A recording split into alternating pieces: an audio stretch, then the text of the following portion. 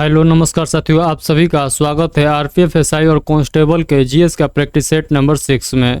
तो जितने भी आरपीएफ एसआई और कांस्टेबल की तैयारी करने वाले स्टूडेंट हैं सभी लोग जल्दी से इस सेशन से जुड़ जाइएगा और सभी लोग बताइएगा क्या ऑडियो वीडियो सब क्लियर है तो आप सभी लोग थम्स अप करिएगा और उसके बाद जो है हम लोग इस सेशन को कंटिन्यू करने वाले हैं। तो आप सभी लोग एक बार बताइए थम्स अप करके क्या ऑडियो वीडियो सब क्लियर है तो सभी लोग एक बार थम्स अप करके बताइएगा। जो न्यू स्टूडेंट हैं उनको मैं बतलाता हूँ, प्रैक्टिस सेट जो है 1 से लेकर 5 तक ऑलरेडी हो चुका है। अगर आप लोग नहीं देखें तो चैनल के प्लेलिस्ट के माध्यम से आप लोग जरूर देख लीजिएगा। तो चलिए हम लोग बिना किसी देरी के सेशन को स्टार्ट करते हैं। तो क्वेश्चन आप लोग के सामने है, क्वेश्चन पढ़िएगा और इसका राइट आंसर बतलाने का सभी लोग प्रयास करिएगा। कर रहा है मोढेरा में सूर्य मंदिर का निर्माण किस राजवंश ने करवाया था। तो जो है मोढेरा में सूर्य मंदिर का निर्माण जो है किस राजवंश के द्वारा करवाया गया था। तो आप सभी लोग बताइएगा चालुक्य वंश द्वारा। तो चालुक्य वंश द्वारा जो है इसका निर्माण कराया गया था। तो इस क्वेश्चन का right answer option number C हो जाएगा। तो आप सभी लोग याद रखिएगा। तो मोढेरा कहाँ है, तो मोढेरा का सूर्य मंदिर जो है ये मोढेरा कहाँ है, तो आप लोग याद रखिएगा गुजरात में है। तो इसका लोकेशन भी आप लोग को याद रखना है। ये क्वेश्चन जो है आप सभी लोग जानते हैं आरआरबी एनटीपीसी सीबीटी फर्स्ट के एग्जाम में जो है 2/3/2021 को जो है इवनिंग टाइम में जो है पूछा हुआ क्वेश्चन है। तो आप लोग देख सकते हैं। उसके बाद देखिएगा तो इसका हम लोग थोड़ा बहुत पॉइंट देख लेते हैं। कर चालुक्य वंश के शासक जो थे ये भीम प्रथम ने अपने शासनकाल के दौरान इसका निर्माण करवाया था। यानी मोटेरा का जो सूर्य मंदिर था इसका निर्माण कौन व्यक्ति ने करवाया था, तो आप लोग याद रखिएगा चालुक्य वंश के शासक भीम प्रथम ने करवाया था। तो आप लोग को याद रखना है कि इसके द्वारा कराया गया था। तो भीम प्रथम आप लोग याद रखिएगा। कोणार्क का सूर्य मंदिर आप लोग को याद रखिएगा। कोणार्क का जो मंदिर है, कोणार्क में जो है आप सभी लोग जानते हैं सूर्य मंदिर है और ये कहाँ है, तो पूरी उड़ीसा में स्थित है। तो कोणार्क का सूर्य मंदिर कहाँ है, तो पूरी उड़ीसा में है। तो ये भैया आप लोग को याद रखना है। और इसका निर्माण यानी कोणार्क का सूर्य मंदिर का जो निर्माण करवाया गया था ये किसके द्वारा करवाया गया था, तो आप लोग याद रखिएगा गंग वंश के शासक नरसिंहदेव प्रथम द्वारा कराया गया था। तो ये बात भी आप लोग को याद रखना है। यानी गंग वंश के शासक नरसिंहदेव प्रथम द्वारा जो है कोणार्क का सूर्य मंदिर का निर्माण करवाया गया था। तो ये सारे पॉइंट को आप लोग को याद रखना है। और इसका निर्माण जो है काले ग्रेनाइट से निर्माण करवाया गया था। तो ये पॉइंट भी आप लोग को याद रखना है। जितना मैं पॉइंट आप लोग को बतला रहा हूँ सारे पॉइंट आप लोग को याद रखना है। अगला क्वेश्चन देखिएगा, भारत में ईसाई धर्म लाने वाला पहला व्यक्ति किसने माना जाता है। पहला व्यक्ति जो है किससे माना जाता है, तो आप सभी लोग बदलिएगा। यानी भारत में जो है ईसाई धर्म को लाने वाला प्रथम व्यक्ति किससे माना जाता है, तो आप सभी लोग बतलाइएगा सेंट थॉमस को माना जाता है। यानी ऑप्शन नंबर डी इस क्वेश्चन का राइट आंसर हो जाएगा। ईसाई धर्म को जो है प्रचार प्रसार सबसे पहले जो किसी ने किया था तो वो था सेंट थॉमसन था। तो ये बात आप लोग को ध्यान रखना है। यानी इस क्वेश्चन का right answer option number D हो जाएगा। कब किया था, तो 52 ईस्वी में किया था। तो 52 ईस्वी में किया था कौन, तो ये किया था सेंट थॉमस ने। तो ये भी आप लोग को याद रखना है। चलिए हम लोग आगे के क्वेश्चन को देखते हैं। अगला क्वेश्चन किया कर निम्नलिखित में से कौन सा भारत का सबसे पुराना सिक्का था। तो आप सभी लोग बताइएगा सबसे पुराना सिक्का भारत का कौन सा था। तो आप लोग याद रखिएगा पंचमार्क सिवेक जो है ये भारत का सबसे पुराना सिक्का था। यानी इस क्वेश्चन का राइट आंसर आप लोग को याद रखना है। ऑप्शन नंबर जो हो जाएगा ऑप्शन नंबर बी जो हो जाएगा इस क्वेश्चन का राइट आंसर हो जाएगा। तो ऑप्शन नंबर बी इस क्वेश्चन का राइट आंसर हो जाएगा। क्या हो जाएगा, तो पंचमार्क सिक्के जो है किसका जो है भारत का सबसे पुराना सिक्का था। तो इस क्वेश्चन का राइट आंसर आप लोग को याद रखना है। चलिए अगला क्वेश्चन किया कर है कालिदास की निम्नलिखित में से कौन सी रचना भगवान शिव और देवी पार्वती पुत्र कार्तिकेय के जन्म के संदर्भ में आधारित है। तो इस क्वेश्चन का राइट आंसर बताइएगा कुमार संभव ये कविता है। यानी इस क्वेश्चन का right answer option number C हो जाएगा। ये भी याद रखना है आप लोग को। अगला क्वेश्चन है हाइडे स्पीच का युद्ध किसने जीता। तो आप सभी लोग बताइएगा ये किसने जीता था, तो ये सिकंदर ने जीता था। इस क्वेश्चन का right answer option number B हो जाएगा। उसके बाद अगला क्वेश्चन देखिए भारतीय संविधान का पालन करना तथा राष्ट्रगान और राष्ट्रीय ध्वज का सम्मान करना हमारे संविधान में शामिल डैश मौलिक कर्तव्य है। तो हमारे देश में जो है हमारे संविधान में जो है पहला मौलिक कर्तव्य है। यानी ऑप्शन नंबर है इस क्वेश्चन का राइट आंसर हो जाएगा। तो मौलिक कर्तव्य आप सभी लोग जानते हैं ये 42वां संविधान संशोधन 1976 के तहत जो है सरदार सरोवर सिंह समिति की सिफारिश पर जोड़ा गया था। तो ये पॉइंट भी आप लोग को नोट डाउन कर लेना है। अगला क्वेश्चन की एक और है, 86वें संविधान संशोधन अधिनियम 2002 के माध्यम से कौन सा मौलिक कर्तव्यों को जोड़ा गया था। तो आप सभी लोग जानते हैं मौलिक कर्तव्य जो है, मौलिक कर्तव्य जो थे, जो 42वें संविधान संशोधन द्वारा जोड़ा गया था, तो उस समय 10 मौलिक कर्तव्य थे, लेकिन एक जो है 86वें संविधान संशोधन द्वारा जोड़ा गया था, तो उसी को पूछा है कौन था, तो ये 11वें मौलिक कर्तव्य थे। तो इस क्वेश्चन का राइट आंसर आप लोग को बताना क्या था, तो 11वें मौलिक कर्तव्य था। तो 11वें मौलिक कर्तव्य के तहत जो है क्या बात को जोड़ा गया था, तो ये आप लोग को नोट डाउन कर लेना है। 6 से 14 वर्ष के बच्चों को शिक्षा का उत्तरदायित्व जो है माता पिता का होगा, तो ये बात जो है ये जोड़ा गया था 11वें मौलिक कर्तव्य के रूप में। तो ये पॉइंट को आप लोगों को याद रखना है। तो जो आप सभी लोग जानते हैं मौलिक कर्तव्य जो है ये भाग जो है भाग 4 के क में स्थित है, और आर्टिकल याद रखिएगा आर्टिकल 51 के क में ये स्थित है। तो ये सारे पॉइंट याद रखिएगा। और आप सभी लोग को मैं पहले क्वेश्चन में बतला दिया हूँ, यानी इसे जस्ट पहले वाले क्वेश्चन में बतलाया था कि 42वें संविधान संशोधन द्वारा जो है मौलिक कर्तव्य को जोड़ा गया था सरदार सर्वमत समिति के सिफारिश पर। तो ये सारे पॉइंट को आप लोग को याद रखना है। ये पॉइंट मैं आप लोग को बतला दिया हूँ, तो ये पॉइंट जो है आप लोग याद रखिएगा। मौलिक कर्तव्य जो है, मौलिक कर्तव्य जो है क्या है, तो मौलिक कर्तव्य जो है ये रूस के संविधान से लिया गया था। तो मौलिक कर्तव्य जो है रूस के संविधान से लिया गया था। आइए हम लोग आगे के क्वेश्चन को देखते हैं। और आप लोग को मैं बता दूं 42वां संविधान संशोधन जो है ये लघु संविधान के नाम से भी जाना जाता है, यानी मिनी कॉन्स्टिट्यूशन के नाम से भी जाना जाता है। तो ये बात भी आप लोग को नोट डाउन कर लेना है।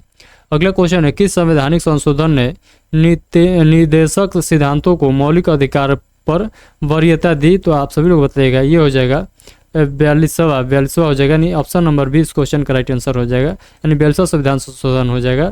तो इस क्वेश्चन का राइट आंसर आप लोग को याद रखना है 42वां संविधान संशोधन।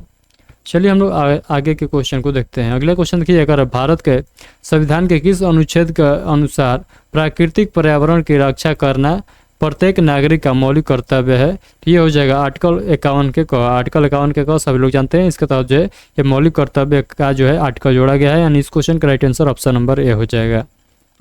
आगे क्वेश्चन देखिए, अगर भारत के संविधान के अनुसार बच्चों को मुफ्त और अनिवार्य शिक्षा डैश की आयु तक अनिवार्य है, तो 14 वर्ष के आयु तक अनिवार्य है। तो आप सभी लोग जानते हैं 14 वर्ष के आयु तक जो है राज्य सरकार का ये कर्तव्य है जो है अनिवार्य शिक्षा प्रदान करना, यानी ऑप्शन नंबर 20 क्वेश्चन का राइट आंसर हो जाएगा।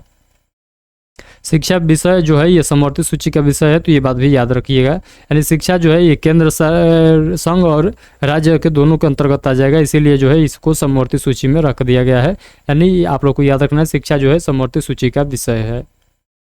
चलिए अगला क्वेश्चन देखिए, कर है दीपू दारा अवस्थित है। तो दीपू दारा जो है ये किस राज्य में स्थित है। तो आप सभी लोग जानते हैं दीपू दारा जो है ये अरुणाचल प्रदेश में स्थित है। तो दीपू दारा कहाँ है, तो अरुणाचल प्रदेश आप लोगों को बतलाना है।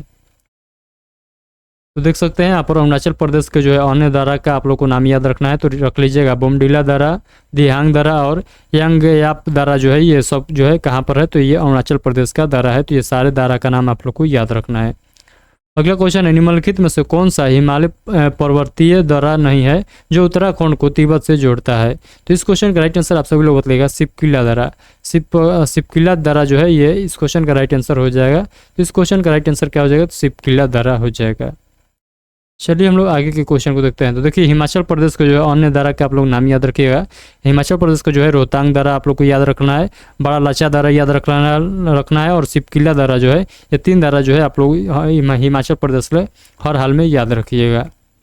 चलिए अगला क्वेश्चन देखिए, कर है यह दर्रा जम्मू कश्मीर की जास्कर सीमा में है और श्रीनगर से लेह तक का सड़क मार्ग इससे होकर गुजरता है और यह सिंधु नदी द्वारा बनाया गया है। और दर्रे की पहचान करें तो आप सभी लोग बताइएगा वो कौन से दर्रा है, तो ये जोजिला दर्रा है। ये जितना व्याख्या किया गया है इस क्वेश्चन में जितना बात किया गया है ये सिपकिला दर्रा के लिए बात किया गया है, ऑप्शन नंबर सी जोजिला दर्रा के लिए बात किया गया है। ऑप्शन नंबर सी इस क्वेश्चन का राइट आंसर हो जाएगा जोजिला दर्रा। जोजिला दर्रा कहाँ है, तो आप लोग याद रखिएगा ये लद्दाख के कारगिल वाले क्षेत्र में स्थित है, तो इसका लोकेशन भी आप लोग को याद रखना है। चलिए हम लोग आगे के क्वेश्चन को देखते हैं। कर रहा है निम्नलिखित में से कौन सा पर्वतीय दर्रा भारत और चीन और म्यांमार के त्रिजंक्शन बनाता है। तो आप सब लोग याद रखिएगा दीपू दर्रा। दीपू दर्रा हम लोग देखे हैं अरुणाचल प्रदेश का दर्रा है, जिसका नाम भी आप लोग याद रखिएगा। अगला क्वेश्चन है, भारत के पहले औद्योगिक नीति संकल्प की घोषणा वर्ष डैश में की गई थी। तो ये 1948 में की गई थी, तो वर्ष 1948 में इसकी घोषणा की गई थी, तो आप लोग को याद रखना है। अगला क्वेश्चन है ये कर है, भारत में सर्वाधिक क्षेत्र के उद्यमों में निवेश प्रक्रिया किस वर्ष शुरू हुई? तो आप लोग बताइएगा 1991 में ये प्रक्रिया जो है शुरू की गई थी। तो इस क्वेश्चन का right answer option number B हो जाएगा। अगला क्वेश्चन किया कर है, लघु उद्योगों के संवर्धन हेतु निम्न में से किस समिति का गठन किया गया था? तो आप सभी लोग जानते हैं करवे समिति का गठन किया गया था। तो करवे समिति इस क्वेश्चन का राइट आंसर हो जाएगा। करवे समिति का गठन कब किया गया था? तो आप लोग याद रखिएगा 1955 ईस्वी में किया गया था। तो इसका right answer option number D हो जाएगा, करवे समिति 1955। अगला क्वेश्चन है, सार्वजनिक वितरण प्रणाली पीडीएस में निर्गम मूल्य क्या दर्शाता है? तो पीडीएस में जो है निर्गम मूल्य क्या दर्शाता है? तो आप सभी लोग बताइएगा बाजार भाव से कम कीमत दर्शाता है, यानी ऑप्शन नंबर है इस क्वेश्चन का राइट आंसर हो जाएगा। तो ये भी क्वेश्चन जो है आरआरबी एनटीपीसी के जो है फर्स्ट आरआरबी एनटीपीसी सीबीटी 1 के एग्जाम में पूछा हुआ क्वेश्चन है। तो ये आप लोग देख सकते हैं।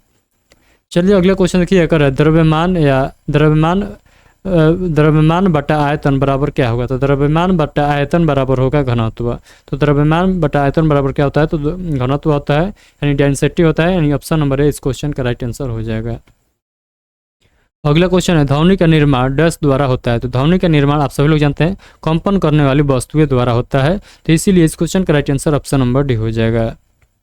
अगला क्वेश्चन किया कर है, निम्नलिखित में से किस माध्यम से ध्वनि गति नहीं कर सकती है? तो आप सभी लोग जानते हैं निर्वात में जो है ध्वनि जो है गति नहीं कर सकती है। जहाँ पर हवा यानी जहाँ पर वायु उपस्थित होगा वहीं पर जो है ध्वनि गमन करेगी। तो जो है निर्वात में जो है ध्वनि नहीं रहती है। तो निर्वात में जो है निर्वात में जो है वायु उपस्थित नहीं रहता है, इसीलिए निर्वात में ध्वनि जो है गमन नहीं करेगी। तो इस क्वेश्चन का right answer option number B हो जाएगा, निर्वात। अगला क्वेश्चन देखिए, कर है डैश सबसे अधिक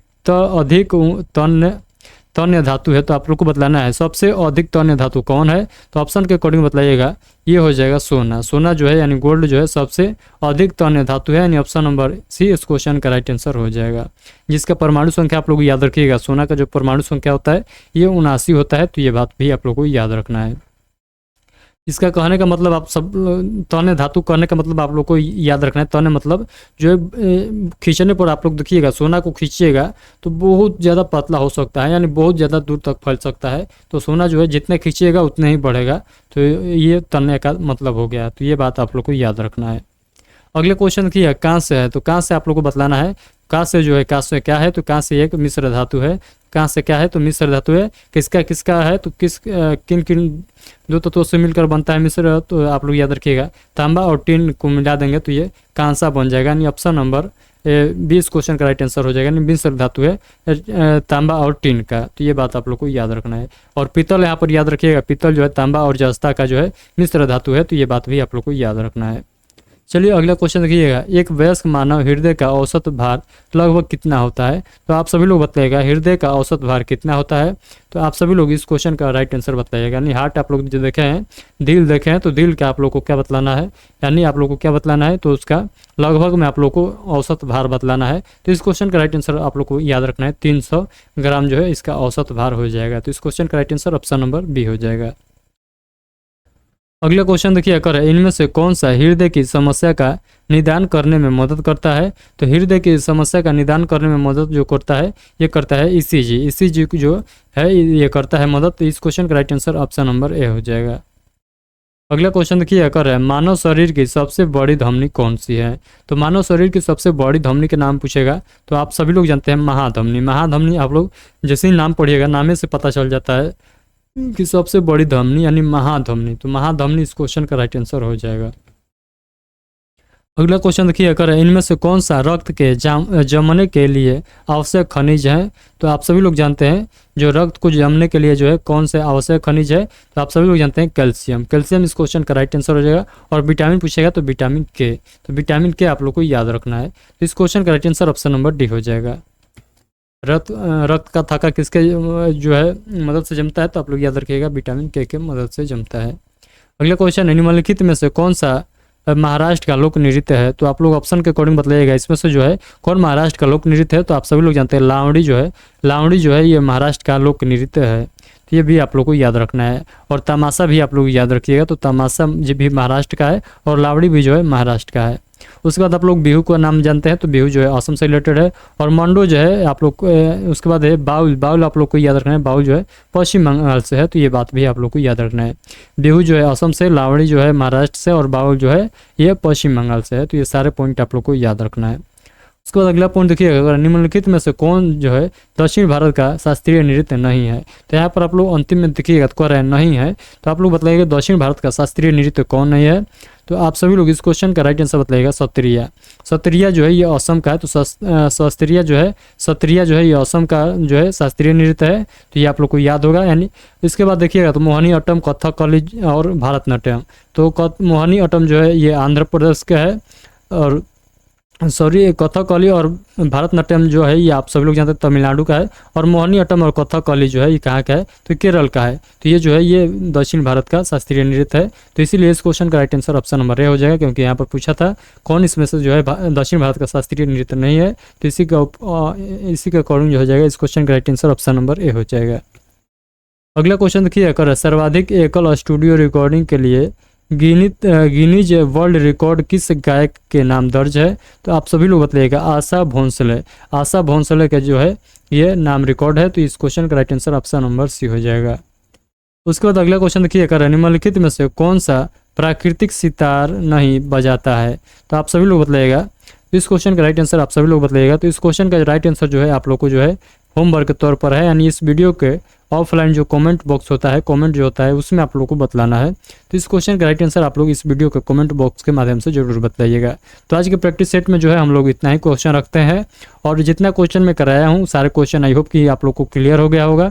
कोई क्वेश्चन आप लोग को डाउट रहता है तो आप लोग जो है बेहिचक हमसे जरूर पूछिएगा, और इस वीडियो के कमेंट बॉक्स के माध्यम से जरूर पूछने का प्रयास करिएगा, मैं उसका रिप्लाई जरूर दूंगा। तो चलिए मिलते हैं नेक्स्ट प्रैक्टिस सेट में। और जो नया स्टूडेंट है उनको मैं फिर से बताता हूँ, यहाँ पर जो है आरपीएफ एसआई और कांस्टेबल का जो है प्रैक्टिस सेट भी कराया जा रहा है, बुक भी कराया जा रहा है। यहाँ पर आप लोग को जिस प्रकार से मदद किया जाए सारे यहाँ पर जो है कराया जा रहा है इस चैनल के माध्यम से। तो आप लोग जो है इस चैनल को सब्सक्राइब जरूर कर लीजिएगा, क्योंकि आप लोग को जो है आरपीएफ का हर प्रकार से यहाँ पर तैयारी कराया जाएगा। तो आप लोग इस चैनल को सब्सक्राइब जरूर रखिएगा। चलिए मिलते हैं नेक्स्ट प्रैक्टिस सेट में, तब तक के लिए आप सभी को take care, thank you, bye bye.